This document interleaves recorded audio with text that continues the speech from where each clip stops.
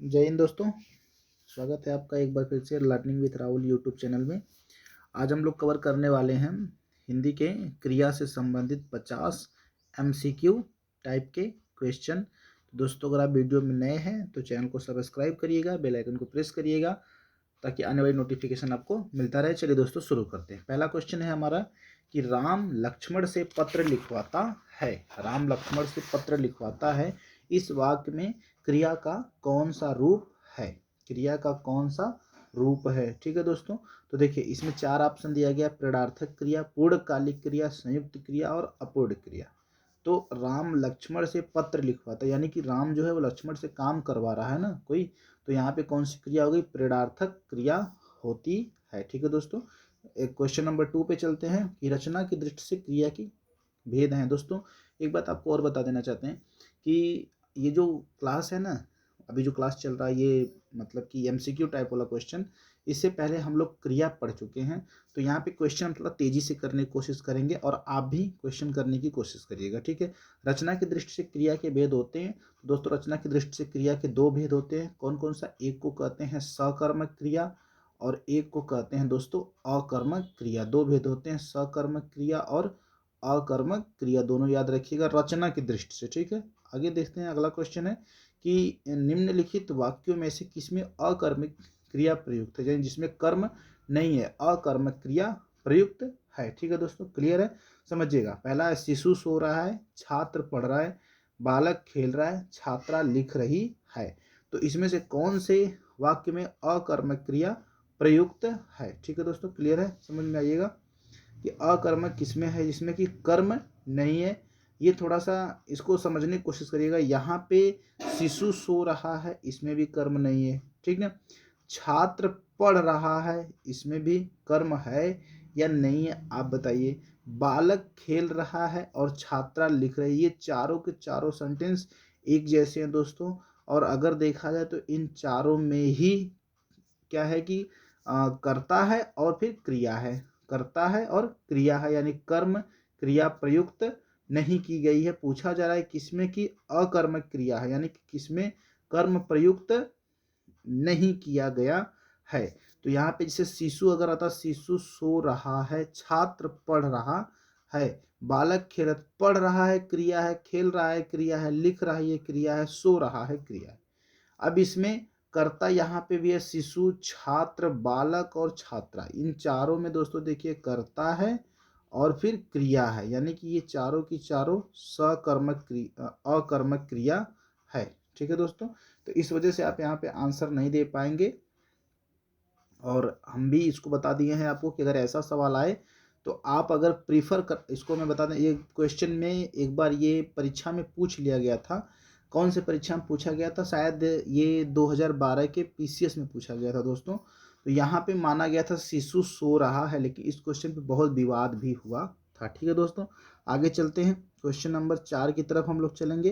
Question number 4 है हमारा कि निम्न में से कौन अविकारी होता है? निम्न में से अविकारी कौन होता है, यानी कि आपको बताया गया वीडियो में कि क्वेश्चन नंबर हम लोग चलेंगे 4 की तरफ दोस्तों। क्वेश्चन नंबर 4 है कि वे अविकारी जो 2 शब्दों, वाक्यों अथवा वाक्य खंडों को जोड़ते हैं उन्हें क्या कहते हैं? वे अविकारी जो 2 शब्दों, 2 वाक्यों अथवा वाक्य खंडों को जोड़ते हैं तो उन्हें क्या कहते हैं दोस्तों? ये भी आपको वीडियो में पढ़ाया गया। प्लीज आप जा करके देखिए वीडियो को, उसके बाद आप MCQ टाइप क्वेश्चन आसानी से कर पाएंगे। ठीक है, देखिए संबंध बोधक, विस्मयादि बोधक, क्रिया विशेषण और समुच्चय बोधक।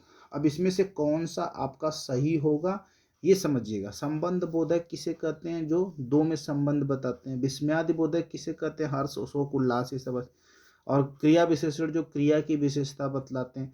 समुच्चय बोधक किसे कहते हैं? तो ये पहले आपको मैं बता देता हूँ कि समुच्चय बोधक किसे कहा जाता है, तो आप खुद ही समझ जाएंगे इसमें से कौन सा ऑप्शन सही है दोस्तों। ठीक है, अगर समुच्चय बोधक की बात की जाए तो समुच्चय बोधक का काम होता है कि 2 वाक्यों, 2 शब्दों और 2 वाक्य खंडों को आपस में जोड़ देने का काम जो करते हैं वो होते हैं समुच्चय बोधक। तो यहाँ पे हो जाएगा ऑप्शन नंबर डी आपका बिल्कुल सही, यानी कि उसे समुच्चय बोधक कहा जाता है।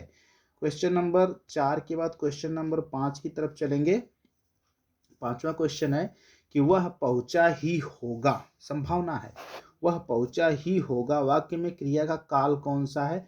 अब देखिएगा, पहुंचा ही होगा कंफर्म नहीं है कि पहुंच गया है, तो यहाँ पे हो जाएगा आपका आसन्न भूत, यानी कि ऑप्शन नंबर डी आपका बिल्कुल सही होगा। क्वेश्चन नंबर 5 के बाद क्वेश्चन नंबर 6, अथवा जो शब्द है ये व्याकरण की दृष्टि से क्या है? अथवा शब्द संधि है, अन्वय है, अन्वय कोई बात, अपसर्ग है, अव्यय है। एक चीज देखिएगा, अथवा चाहे लिंग भेद कारक कुछ भी हो जैसा, वो हमेशा अथवा ही प्रयुक्त होगा, इस पर कोई प्रभाव नहीं पड़ता है, जिसमें कोई यानी कि ये क्या हो जाएगा, अव्यय कहा जाता है ऐसे शब्दों को, जैसे आज हुआ, अभी हुआ, भर हुआ, अथवा हुआ, ये सब दोस्तों अव्यय के अंतर्गत रखे जाते हैं। नेक्स्ट क्वेश्चन, क्वेश्चन नंबर 7 की तरफ चलेंगे हम लोग। क्वेश्चन नंबर 7 है कि क्रिया के किस रूप में कर्ता के अनुसार लिंग परिवर्तन नहीं होता है? क्रिया के किस रूप में? देखिए, और एमसीक्यू टाइप क्वेश्चन करते समय हमेशा इस बात का ध्यान रखिए, अगर आपको डायरेक्ट आ रहा है तो ठीक है, नहीं तो आप ऑप्शन कम करने की कोशिश करिए। जैसे 4 ऑप्शन, उसमें से 2 गलत करेंगे, 2 बचेगा, तो आपकी पॉसिबिलिटी ज़्यादा हो जाएगी, सही हो जाएगा। ठीक है, क्रिया के किस रूप में कर्ता के अनुसार लिंग परिवर्तन होता है? किस रूप में कर्ता के अनुसार लिंग परिवर्तन होता है, यानी कि कर्ता जो कहेगा क्रिया का रूप भी उसी हिसाब से बदल जाता है दोस्तों। उसमें कहते हैं आज्ञार्थक रूप में, यानी कि आज्ञा देने वाले अर्थ के रूप में कर्ता के अनुसार लिंग में भी परिवर्तन हो जाता है। ठीक है दोस्तों, क्वेश्चन नंबर 7 के बाद क्वेश्चन नंबर 8 पे आ जाते हैं हम लोग। मरम वचन जब सीता बोला पंक्ति का प्रयोग हुआ है। ठीक है, इस पंक्ति का प्रयोग, इसमें 4 ऑप्शन है कि कर्मवाच्य, कर्तवाच्य, गलत वाक्य, भाववाच्य। गलत वाक्य के चक्कर में मत पड़िएगा, कर्मवाच्य, कर्तवाच्य, गलत वाक्य और भाववाच्य। तो ये मरम वचन जब सीता बोला, यानी कि बहुत दिल से निकली हुई बात को जब बोल रहे हैं, तो यहाँ पे हो जाएगा आपका भाववाच्य। ठीक है दोस्तों, भाववाच्य। क्वेश्चन नंबर 8 के बाद क्वेश्चन नंबर 9, निम्न में से कौन सी सकर्मक क्रिया, इसमें से कौन सी सकर्मक क्रिया है, कर्म के साथ वो क्रिया है? जैसे दौड़ना है, मुस्कुराना है, रूठना है, पीना है। तो देखिए, पीना जो है ना, ये कर्म के साथ क्रिया। जैसे पीने का मतलब, जब आप पीना शब्द बोलेंगे तो इसका मतलब कोई ऐसी चीज है कि आप पी रहे हो उसको। यहाँ पे 2 काम होते हैं कि कोई चीज है उसको पीना, तो इसमें कर्म के साथ ही क्रिया है। ठीक है दोस्तों, क्लियर हो गया होगा। और इसी बेस पे अभी मैं जो क्वेश्चन नंबर 3 आपको बताया हूं कि शिशु सो रहा था, इसी बेस पर सोना का मतलब कर्म के साथ उसको मान के उसको कहा गया कि उसमें कर्म नहीं है, बाकी सबको कहा गया कि कर्म है। ठीक है, तो वो क्वेश्चन बहुत कंफ्यूजिंग रहा है। क्वेश्चन नंबर 9 के बाद इसमें हो गया आपका पीना। क्वेश्चन नंबर 9 के बाद दोस्तों क्वेश्चन नंबर 10 की तरफ चलेंगे। क्वेश्चन नंबर 10 है आपका कि निम्न में से कौन अविकारी होता है? इसमें से कौन अविकारी के अंतर्गत रखा जाता है? संज्ञा, सर्वनाम, विशेषण, ये तीनों विकारी के अंतर हैं, और इसी के साथ साथ क्रिया भी है। इसमें विकारी में 4 भेद हैं, संज्ञा, सर्वनाम, विशेषण और क्रिया। अविकारी में कौन आता है? अव्यय आते हैं। ठीक है दोस्तों, क्लियर हो गया होगा। क्वेश्चन नंबर 10 के बाद चलेंगे क्वेश्चन नंबर 11 की तरफ। वह थोड़ा बीमार है, इस वाक्य में थोड़ा में कौन सा क्रिया विशेषण है? थोड़ा बीमार है, तो पूछा जा रहा है कि थोड़ा में कौन सा क्रिया विशेषण है? 4 ऑप्शन आपके सामने है, परिमाणवाचक क्रिया विशेषण, कालवाचक क्रिया विशेषण, स्थानवाचक क्रिया विशेषण और रीतिवाचक क्रिया विशेषण। आप वीडियो को देखेंगे तो आप आसानी से कर ले जाएंगे कि थोड़ा किसके अंतर्गत आता है, माप तौल के अंतर्गत आता है, इस वजह से इसको परिमाणवाचक विशेषण कहा जाता है। ऑप्शन नंबर ए आपका बिल्कुल सही होगा। ठीक है, क्वेश्चन नंबर 11 के बाद क्वेश्चन नंबर 12 की तरफ चलेंगे कि निम्नलिखित में से सकर्मक क्रिया का वाक्य है, इसमें से कौन सकर्मक क्रिया का वाक्य? सकर्मक का मतलब कर्म के साथ, यानी कि क्रिया का प्रभाव किस पर पड़ेगा? कर्म पर पड़ेगा। ठीक है दोस्तों, जैसे देखिए पहला है मंदाकिनी सोती है, बालक निबंध लिख रहा है, पक्षी आकाश में उड़ते हैं, बालक खिलौना पाकर हंसता है। ठीक है दोस्तों, तो ये समझिएगा कि किस पर कर्म का प्रभाव, क्रिया का प्रभाव किस पर पड़ रहा है। मंदाकिनी सोती है, ये तो नहीं होगा, क्लियर है। ऑप्शन 3 ऑप्शन बच गए हैं। बालिका निबंध लिख रही है, पक्षी आकाश में उड़ रहे हैं, बालक खिलौना पाकर हंसता है। तो दोस्तों इन तीनों में आपका है बालिका निबंध लिख रही है, ये सकर्मक क्रिया का वाक्य है, यानी कि कर्म के साथ इसमें हो रहा है काम, ठीक ना। कर्म पर प्रभाव पड़ रहा है। बालिका लिख रही है क्या? निबंध लिख रही है, ठीक है दोस्तों। चलिए आगे पढ़ते हैं। क्वेश्चन नंबर 12 के बाद क्वेश्चन नंबर 13 की तरफ हम लोग चलेंगे। क्वेश्चन नंबर 13 है कि अधोलिखित में किस वाक्य में अकर्मक क्रिया है। यहाँ पे पूछा गया अकर्मक क्रिया है, यानी कि जिसमें कर्म है ही नहीं या है भी तो क्रिया का उस पर कोई प्रभाव नहीं पड़ रहा है। मैं पुस्तक पढ़ता हूँ, ये चीजें तुम्हारा जी ललचाती है। श्याम सोता है, वह अपना सिर खुजलाता है। श्याम सोता है, इसमें कर्म है ही नहीं, तो ये हो गया आपका अकर्मक क्रिया, ठीक है दोस्तों। क्लियर हो गया। क्वेश्चन नंबर 13 के बाद क्वेश्चन नंबर 14, मूल अकर्मक धातुओं के साथ प्रत्यय जोड़कर बनाई गई क्रिया क्या कहलाती है। मूल अकर्मक धातुओं के साथ प्रत्यय जोड़कर बनाई गई क्रिया कहलाती है क्या। अकर्मक धातु है कोई और उसके साथ प्रत्यय जोड़ दिया जाएगा तो वो बन जाता है पूर्ण सकर्मक, यानी कि साधित सकर्मक धातु, ठीक है दोस्तों। ऑप्शन नंबर सी, साधित सकर्मक धातु। क्वेश्चन नंबर 14 के बाद क्वेश्चन नंबर 15 पे चलेंगे। चूड़ी अच्छी थी, इस वाक्य में थी कौन सी क्रिया है। इस वाक्य में जो थी है इसमें कौन सी क्रिया है, ठीक ना। चूड़ी अच्छी थी, यहाँ पे बताइएगा। देखिए ऑप्शन 4 है, योजक क्रिया है, औचित्य बोधक क्रिया है, अधिकार देतक क्रिया है, अप्रत्यक्ष क्रिया है। तो यहाँ पे देखिए दोस्तों ना क्या हो रहा है कि योजक का काम किया जा रहा है, यानी चूड़ी को जोड़ दिया जा रहा है अच्छे से, ठीक है। चूड़ी अच्छी थी, तो यहाँ पे कौन सी क्रिया है, योजक क्रिया है। क्वेश्चन नंबर 15 के बाद आप चलेंगे दोस्तों क्वेश्चन नंबर 16 पे। क्वेश्चन नंबर 16 है हमारा कि निम्नलिखित में से किस वाक्य में भविष्य काल है। आसान सा क्वेश्चन है, किस वाक्य में भविष्य काल है। मैं आपकी प्रतीक्षा करूंगा, मैं आपकी प्रतीक्षा करूंगा, बिल्कुल सही है। ऑप्शन नंबर ए में करेक्ट आंसर है, भविष्य काल है, ठीक है।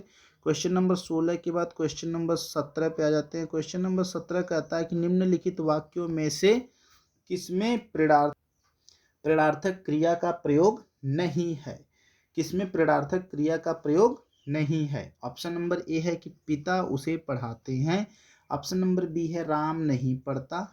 ऑप्शन नंबर सी है ये अध्यापक से पढ़वाते हैं। ऑप्शन नंबर डी है अध्यापक परिश्रम कराते हैं। देखिए प्रेरणा किसमें दी जा रही है, यानी कि तीनों वाक्य ऐसे हैं जिसमें आपको प्रेरित किया जा रहा है, लेकिन बी वाले में राम पढ़ता नहीं है, इसमें प्रेरणार्थक क्रिया का प्रयोग नहीं है दोस्तों। तो ऑप्शन नंबर बी आपका बिल्कुल सही होगा। क्वेश्चन नंबर 17 के बाद आते हैं क्वेश्चन नंबर 18 पे। निम्नलिखित में से कौन सा युग्म विशेषण नहीं है। कौन सा युग्म विशेषण नहीं रखता है, इसे छोटा बड़ा, 2 3, हरा पीला, राम लक्ष्मण। तो दोस्तों बहुत आसान सी बात है कि राम लक्ष्मण संज्ञा इसमें विशेषण नहीं है, तो ऑप्शन नंबर डी आपका सही होगा, राम लक्ष्मण। क्वेश्चन नंबर 18 के बाद क्वेश्चन नंबर 19 की तरफ चलेंगे हम लोग। क्वेश्चन नंबर 19 है कि मुख्य क्रिया के अर्थ को स्पष्ट करने वाली क्रिया कौन सी होती है। ऐसी कौन सी क्रिया है जो मुख्य क्रिया के अर्थ को स्पष्ट करती है। तो दोस्तों मुख्य क्रिया के साथ लगने वाली क्रिया कौन सी होती है, तो वो होती है आपकी सहायक क्रिया। तो ऑप्शन नंबर ए बिल्कुल सही होगा आपका, सहायक क्रिया। अब क्वेश्चन नंबर 20 है कि निम्नलिखित में से किस वाक्य में अकर्मक क्रिया है। कौन सा ऐसा वाक्य है जिसमें अकर्मक क्रिया प्रयुक्त की गई है, यानी कि कर्म उसमें नहीं है। पानी बरस रहा है पहला ऑप्शन। दूसरा है मैं गेहूं पिसवाता हूँ। श्याम निबंध लिखता है। राम मोहन को रुला रहा है। ये तीनों आसान है, तीनों में कर्म है, लेकिन पानी बरस रहा है इसमें कर्म नहीं है, तो ये अकर्मक क्रिया है, ठीक है दोस्तों। क्वेश्चन नंबर 20 के बाद क्वेश्चन नंबर 21 आ गया है। मैं खाना खा चुका था। मैं खाना खा चुका था वाक्य में कौन सा भूतकालिक भेद है। खाना खा चुका था आसान सी बात है, सामान्य भूत इसमें होगा। ऑप्शन नंबर सी बिल्कुल सही है, सामान्य भूत। ये क्लियर बात हो रही है, सामान्य भूत है इसमें, ठीक है। क्वेश्चन नंबर 21 बता देते हैं क्वेश्चन नंबर 22 की तरफ दोस्तों। क्वेश्चन नंबर 22 है आपका कि वह खा रहा था में, इस सेंटेंस में खा रहा था कौन सा काल है, ये कौन सा काल आ रहा है। वह खा रहा था, ठीक है दोस्तों, समझिएगा। अभी यहाँ पे काम पूरा कंप्लीट नहीं हुआ है, तो ये अभी अपूर्ण भूत है। इंग्लिश में समझिएगा, इसको कॉन्टिन्यूअस सेंटेंस में रखते हैं ना। कंटिन्यूअस में रखते हैं, इस वजह से ये अपूर्णभूत कहा जाएगा। ठीक है दोस्तों, क्लियर हुआ। 22 के बाद क्वेश्चन नंबर 23 पे आ जाते हैं कि मीरा जोर से हंसी, इस वाक्य में क्रिया का समुचित उदाहरण कौन सा है। मीरा जोर से हंसी, इस वाक्य में कौन सी क्रिया हो रही है। क्वेश्चन नंबर 23 को ध्यान से पढ़िएगा। अकर्मक है, द्विकर्मक है, द्विकर्मक हो नहीं सकता, दो कर्म इसमें है नहीं, प्रेरणार्थक है नहीं, सकर्मक है नहीं, तो ये हो जाएगा अकर्मक, यानी क्वेश्चन नंबर 23 का ऑप्शन नंबर ए अकर्मक बिल्कुल सही होगा। क्वेश्चन नंबर 23 के बाद दोस्तों क्वेश्चन नंबर 24, अब पढ़कर क्या होगा। इस वाक्य में कौन सी क्रिया है, अब पढ़कर क्या होगा। इस वाक्य में कौन सी क्रिया है, पूर्वकालिक क्रिया है, द्विकर्मक क्रिया है, प्रेरणार्थक क्रिया है, या फिर संयुक्त क्रिया है। ठीक है दोस्तों, तो यहाँ पे समय की बात कही जा रही है, समय निकल गया तो अब पढ़कर क्या होगा, वो भी पूर्व का समय, तो यहाँ पे जो क्रिया है वो कौन सी है, पूर्वकालिक क्रिया है। ठीक है दोस्तों, क्वेश्चन नंबर 24 के बाद क्वेश्चन नंबर 25 पे आ जाते हैं। क्वेश्चन नंबर 25 है कि राम ने खाना खाया होगा, इस वाक्य में खाना खाया होगा में कौन सी क्रिया है, संभावना व्यक्त की जा रही है ना कि खाया होगा, तो ये हो गया संदिग्ध भूत, यानी कि असंभावना है उसमें। ठीक ना, अभी क्लियर नहीं हुआ है। ठीक, इसी तरह से 25 के बाद क्वेश्चन नंबर 26 पे आ जाते हैं कि परिमाणवाचक क्रिया विशेषण अव्यय है। परिमाणवाचक क्रिया विशेषण इसमें से कौन सा परिमाण को बता रहा है, इतना, उतना, थोड़ा, ज़्यादा, कम, तो ये इतना हो गया दोस्तों परिमाणवाचक। ठीक है, क्वेश्चन नंबर 27, हथियाना में कौन सी क्रिया है दोस्तों। हथियाना का मतलब अधिग्रहण करना, तो अनुकरणात्मक क्रिया है। ठीक ना, क्लियर हो गया। क्वेश्चन नंबर 27 पर क्वेश्चन नंबर 28 की तरफ चलते हैं दोस्तों। क्वेश्चन नंबर 28 है कि जिस शब्द से किसी काम का होना पाया जाए उस वह संबंधित है, उसे क्या कहते हैं। जिस शब्द से किसी काम का होना पाया जाए उसे कहते हैं दोस्तों क्रिया कहते हैं। जिस शब्द से किसी काम का होना पाया जाए उसे कहते हैं क्रिया। क्लियर हो गया। क्वेश्चन नंबर 28 के बाद क्वेश्चन नंबर 29 पे आते हैं। क्रिया कैसा शब्द है, विकारी है, अविकारी है, विशेषण है। तो क्रिया दोस्तों विकारी के अंतर्गत आता है, इसलिए क्रिया को संज्ञा, सर्वनाम, विशेषण और क्रिया, ये चार चीजें विकारी के अंतर्गत आती हैं। और अविकारी के अंतर्गत कौन कौन आता है, क्रिया, विशेषण, संबंध सूचक, और उसके बाद विस्मयादि बोधक, और उसका समुच्चय बोधक। ये चार चीजें किस में आती हैं, अविकारी में अंतर्गत आती हैं। अगला है कि रचना की दृष्टि से धातु के कितने भेद हैं दोस्तों। तो रचना की दृष्टि से धातु को तीन भागों में बांटा गया है। धातु को तीन भागों में बांटा गया है, कौन कौन सा है। हाँ, यहाँ पे बात हो रही रचना की दृष्टि से धातु के कितने भेद हैं। रचना की दृष्टि से धातु के दोस्तों तीन भाग होते हैं, तो आपका ऑप्शन नंबर सी बिल्कुल सही होगा कि रचना की दृष्टि से धातु के तीन भाग है, याद रखिएगा। क्वेश्चन नंबर 30 के बाद क्वेश्चन नंबर 31 की तरफ चलेंगे कि शब्द निर्माण की दृष्टि से धातु के कितने भेद हैं। तो दोस्तों शब्द निर्माण की दृष्टि से धातु के दो भेद होते हैं। शब्द निर्माण की दृष्टि से धातु के दो भेद होते हैं। क्लियर हो गया होगा। क्वेश्चन नंबर 31 के बाद क्वेश्चन नंबर 32 की तरफ चलते हैं। यौगिक धातुओं की रचना के कितने प्रकार हैं, यौगिक धातुएं कितने भागों में बांटी गई हैं दोस्तों। तो ये आपका हो जाएगा ऑप्शन नंबर ए, यानी कि तीन भागों में यौगिक धातुओं को बांटा गया है। कौन कौन सा, प्रेरणार्थक धातु जो होती है, संयुक्त धातु जो होती है, और नाम धातु जो होती है, ये तीन प्रकार के भागों में इनको बांटा गया है। क्वेश्चन नंबर 32 के बाद क्वेश्चन नंबर 33 आ जाएंगे आप। प्रयोग की दृष्टि से क्रिया के कितने भेद हैं दोस्तों। तो प्रयोग की दृष्टि से क्रिया के 5 भेद हैं, समझिएगा। ये प्रयोग की दृष्टि से क्रिया के 5 भेद होते हैं। ठीक है, आगे चलते हैं। क्वेश्चन नंबर 33 के बाद क्वेश्चन नंबर 34 है आपका कि संयुक्त क्रिया के कितने भेद हैं। संयुक्त क्रिया कितने भागों में बटी गई है दोस्तों। तो संयुक्त क्रिया आपकी हो जाएगी, ऑप्शन नंबर ए है 11, ऑप्शन नंबर बी है 13, ऑप्शन नंबर सी है 12, ऑप्शन नंबर डी है 14। तो ये टोटल 11 भागों में बांटी गई है। संयुक्त क्रिया के 11 भेद हैं। ठीक है दोस्तों, क्वेश्चन नंबर 34 और क्वेश्चन नंबर 35, मूल धातु का स्वरूप कैसा होता है। स्वतंत्र होती है मूल धातु, या परतंत्र होती है, या आश्रित होती है, कैसी होती है दोस्तों।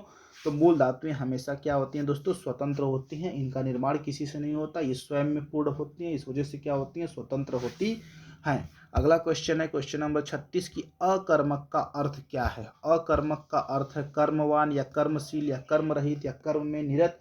तो दोस्तों अकर्मक का अर्थ होता है कर्म रहित, यानी कि ऑप्शन नंबर सी बिल्कुल सही हो रहा है आपका। क्वेश्चन नंबर 36 के बाद दोस्तों आ जाएगी क्वेश्चन नंबर 37, क्या है आपका कि लड़का सोता है। ये वाक्य संबंधित है किससे, अकर्मक है या सकर्मक है या इनमें से कोई नहीं या दोनों है, तो ये हो जाएगा दोस्तों अकर्मक, इसमें कर्म नहीं है तो लड़का सोता है। ये वाक्य कैसा है, अकर्मक वाक्य है। अगला क्वेश्चन आपका 37 के बाद क्वेश्चन नंबर 38 पे आ जाएंगे। निम्नलिखित में क्रिया को पहचाने, इसमें से क्या क्रिया है, पढ़, काम, उठ, उठना, इसमें से क्रिया कौन सी है, उठना, ये क्या है, क्रिया है, बाकी ये सब धातुएं हैं। ठीक है दोस्तों। 38 के बाद क्वेश्चन नंबर 39 पे आ जाते हैं। निम्नलिखित में से मूल धातु की पहचान करिए। कौन सी मूल धातु है, आ, आना, जाए, जाना, इसमें मूल धातु। आसान सा क्वेश्चन है, बहुत आसान से आप देखते हुए लगा सकते हैं कि आ जो है वो क्या है, मूल धातु है। क्वेश्चन नंबर 39 के बाद क्वेश्चन नंबर 40 की तरफ बढ़ रहे हैं हम लोग। क्वेश्चन नंबर 40 है कि खेलना, खिलवाना कैसी क्रिया है। खेलना, खिलवाना कैसी क्रिया है दोस्तों, ये आपको बताना। नाम धातु है, प्रेरणार्थक क्रिया है या फिर यौगिक धातु है। तो ये बहुत आसान सा क्वेश्चन है। खेलना और खिलवाना कौन सी क्रिया है, प्रेरणार्थक क्रिया है। ठीक है दोस्तों। 41 यौगिक क्रिया की पहचान कीजिए। इसमें से कौन सी यौगिक क्रिया है, और यौगिक क्रिया उसे कहते हैं जो दो या दो से अधिक क्रियाओं से मिलकर बनती है, यौगिक क्रिया का। जैसे गिरना, पढ़ना, ये सब क्या है, गिर पड़ना, यौगिक क्रिया के अंतर्गत आता है। तो आपका ऑप्शन नंबर सी बिल्कुल सही होगा, यौगिक क्रिया है। क्वेश्चन नंबर 41 बाद क्वेश्चन नंबर 42 है कि नाम धातु कहलाती है। नाम धातु किसे कहते हैं, संज्ञा ये या विशेषण से बनने वाली क्रिया को हम लोग क्या कहते हैं दोस्तों, नाम धातु कहते हैं। क्वेश्चन नंबर 42 के बाद क्वेश्चन नंबर 43 पे चलेंगे। क्वेश्चन नंबर 43 है कि मैं घर जाता हूँ, मैं घर जाता हूँ, इस वाक्य में मुख्य क्रिया की पहचान करो। इसमें से कौन सी मुख्य क्रिया है, मैं घर जाता हूँ। तो आसान सा क्वेश्चन है दोस्तों। इसमें जो आपका ऑप्शन नंबर सी है, जाता, यानी कि यही आपकी मुख्य क्रिया है। क्वेश्चन नंबर 43 के बाद क्वेश्चन नंबर 44 पे चलते हैं कि निम्नलिखित वाक्यों में सकर्मक क्रिया नहीं है। कौन सी सकर्मक क्रिया नहीं है, सीता सकर्मक, याद रखिएगा। सीता गीत गाती है, पहला राधा सोती है, राम फल खाता है, डाकिया चिट्ठी लाए, जिसमें कर्म नहीं, सकर्मक क्रिया नहीं है, जिसमें कर्म नहीं है, उसकी बात हो रही है। ठीक है दोस्तों। तो ये आपका आसान सा क्वेश्चन है कि राधा रोती है, ये सकर्मक क्रिया नहीं है। 44 के बाद क्वेश्चन नंबर 45 की राम भोजन करके सो गया, राम भोजन करके सो गया, इस वाक्य में कौन सी क्रिया है, राम भोजन किया और फिर सो गया, ऐसे समझिए। राम भोजन किया और फिर सो गया, तो इसमें कौन सी क्रिया हो रही है। तो दोस्तों ये एक तरह से टाइम से संबंधित हो रहा है ना। तो राम भोजन किया, काम, फिर सो गया, पूर्वकालिक क्रिया है। क्लियर हो गया होगा दोस्तों। क्वेश्चन नंबर 45 के बाद क्वेश्चन नंबर 46 की तरफ हम लोग चलेंगे। क्वेश्चन नंबर 46 है आपका कि वह जाने लगा, इस वाक्य में कौन सी क्रिया है, वह जाने लगा, इस वाक्य में कौन सी क्रिया है, अवकाश बोधक, समाप्ति बोधक, आरंभ बोधक या फिर निश्चय बोधक। तो आपका ऑप्शन नंबर सी बिल्कुल सही होगा कि वह जाने लगा, यानी उसने जाना शुरू कर दिया, तो आरंभ बोधक क्रिया है। क्वेश्चन नंबर 46 बाद क्वेश्चन नंबर 47 राधा को पीट दो, इस वाक्य में कौन सी क्रिया है, राधा को पीट दो, कौन सी क्रिया है। ठीक है, ये बिल्कुल बिल्कुल और क्लियर आंसर इसका होगा अनुमति बोधक है, यानी कि अनुमति मिल गई है कि राधा को पीट दो। ठीक है दोस्तों। Question number 47 question number 48 Mohan नित्य मंदिर जाया करता है, इस वाक्य में कौन सी क्रिया है, मोहन नित्य मंदिर यानी रोज मंदिर जाया करता है, इस वाक्य में कौन सी क्रिया है। ठीक है, यहाँ पे देखिए मोहन एक काम कर रहा है जो रोज काम करता है, अभ्यास कर लिया है इस काम का, तो इस वजह से यहाँ पे अभ्यास बोधक क्रिया है। ठीक है दोस्तों। क्वेश्चन नंबर 48 में सी ऑप्शन यानी कि अभ्यास बोधक।